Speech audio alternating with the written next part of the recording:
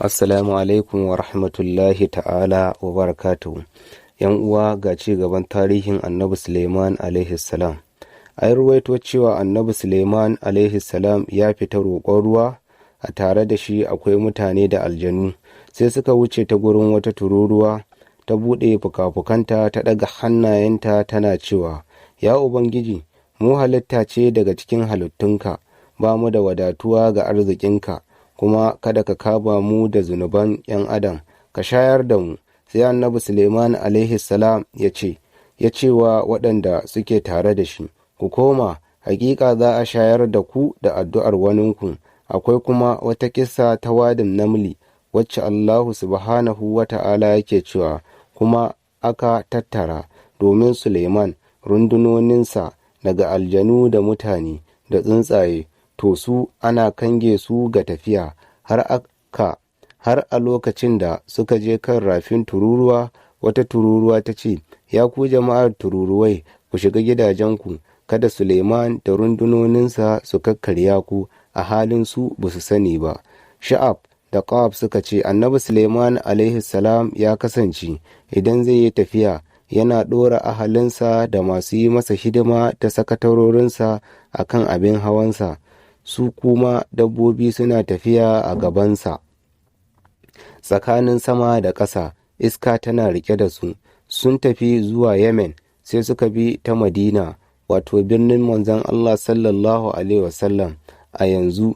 Sai Annabi Suleiman alaihi salam ya ce, wannan shine gidan hijirar manzon Allah sallallahu alaihi wasallam, wanda za a aiko a ƙarshen zamani.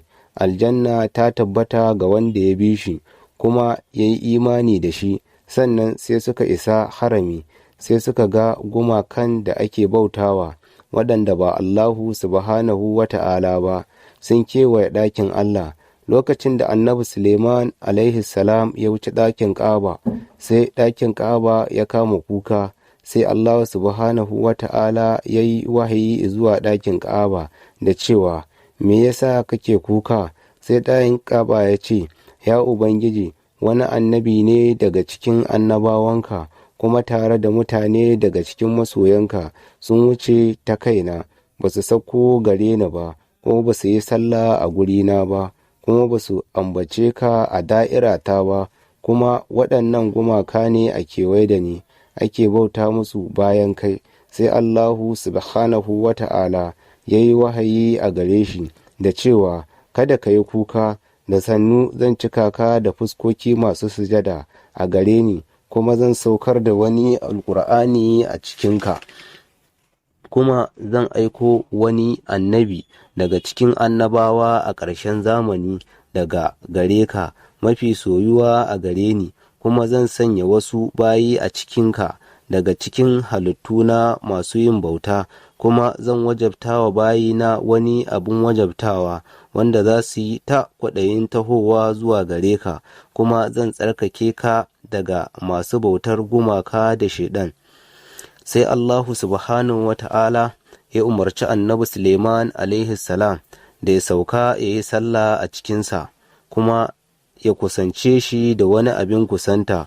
Sai Annabi Suleiman alaihi salam ya aikata haka. An ce Annabi Suleiman alaihi salam ya yanka raƙuma 5,000 da bijiman shanu 5,000 da akuyoyi 20,000 a dab da Ka'aba. Sai Annabi Suleiman alaihi salam ya gaya wa wasu manya daga cikin mutanensa cewa, wannan guri wani annabin balarabe zai fito daga gare shi, za a ba shi taimako da nasara ga duk wanda ya yi taurin kai a gare shi, kuma takobi za ta kasance a wuyan duk wanda ya saba masa, kuma kwarjininsa zai kai misalin tafiyar wata guda. Wanda yake a kusa da wanda yake a nesa duk ɗaya ne a gurinsa, baya jin tsoron zargin mai zargi cikin bin Ubangiji. Aljanna ta tabbata ga wanda ya riske shi kuma ya gaskata shi. Sai suka ce, tsakaninmu da shi zai kai shekara nawa? Sai Annabi Suleiman alaihi salam ya ce, zai kusa shekara 1000. Assalamu alaikum wa rahmatullahi ta'ala wa barakatuhu. Yan uwa, za ku iya biyo mu nan a karatunmu na nan gaba, ko tarihi za mu ce na Annabi Suleiman, mu ji yadda za a kaya. Assalamu alaikum.